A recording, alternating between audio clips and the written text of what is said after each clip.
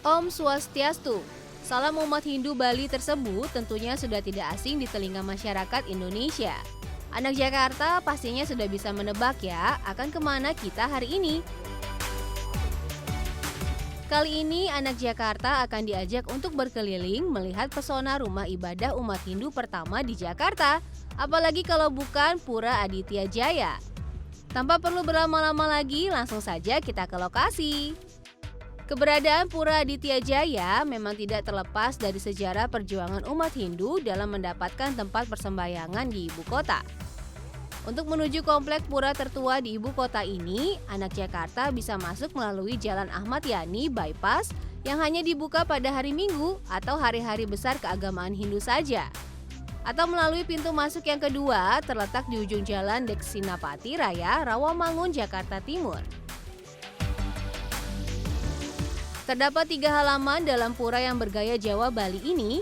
Struktur bangunan pura mengikuti konsep Tri Mandala, yaitu Nista Mandala, Mandayana Mandala, dan Utama Mandala. Nista Mandala adalah zona terluar yang merupakan pintu masuk pura. Pada zona ini terdapat tempat parkir yang areanya mampu menampung cukup banyak kendaraan roda 4. Tak jauh dari tempat parkir, anak Jakarta bisa menemukan penjual yang menyediakan perlengkapan untuk persembahyangan seperti canang, dupa, bunga, dan masih banyak lagi. Bergeser sedikit, anak Jakarta akan melihat gedung Wantilan yang bisa digunakan untuk pementasan tari atau persiapan upacara keagamaan. Selain itu terdapat juga sebuah kantin yang menyediakan beraneka ragam menu masakan khas Bali. Anak Jakarta bisa nih mencicipi beragam menu khas Bali tanpa perlu repot pergi ke Bali. Ada juga bangunan pasraman dan gedung perkantoran untuk organisasi-organisasi Hindu. Bangunan dengan pintu dan jendela yang memiliki ukiran emas bermotif khas Bali ini disebut dengan griya.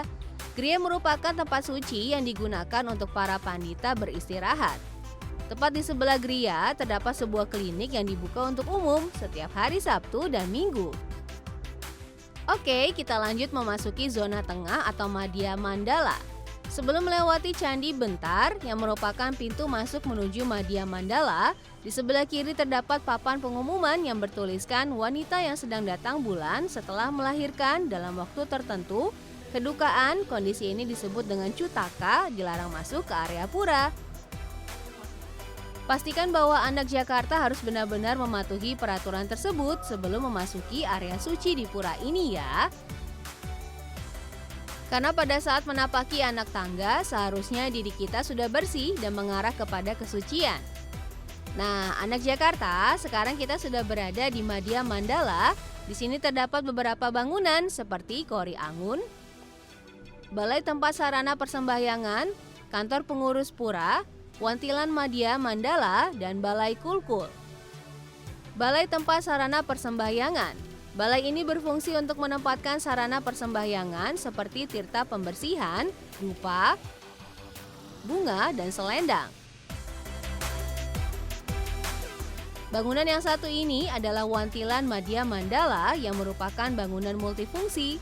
Bangunan ini biasanya digunakan untuk berbagai kegiatan dalam mempersiapkan piranti banten upacara, tempat rapat, serta arisan suka duka Hindu. Selanjutnya kita akan masuk ke area paling suci, yaitu Utama Mandala. Utama Mandala merupakan zona paling dalam dan merupakan tempat paling suci dari pura.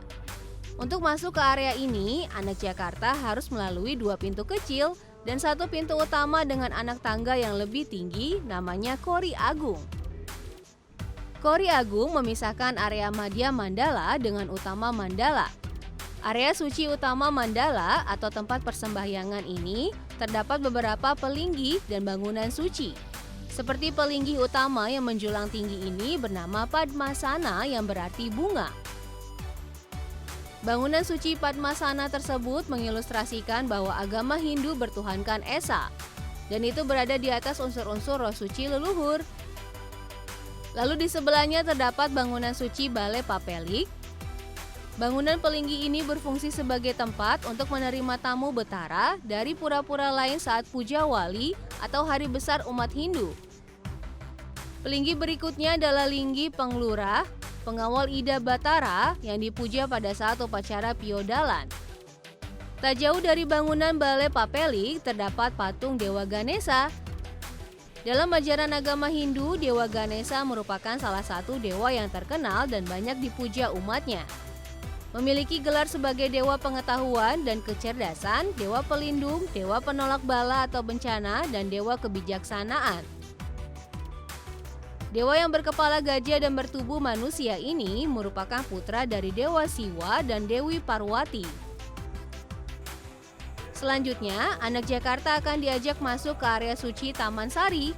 Taman Sari merupakan tempat Ida Batara melakukan pembersihan atau penyucian sarana upacara yang hanya dilakukan pada saat upacara Puja Wali.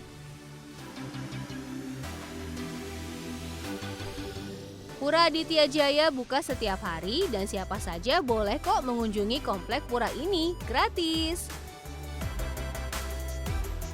Bagi anak Jakarta yang ingin melakukan persembahyangan atau hanya sekedar ingin berwisata religi di pura ini, wajib mengenakan pakaian yang rapi dan sopan ya, dan selalu patuhi peraturan yang ada.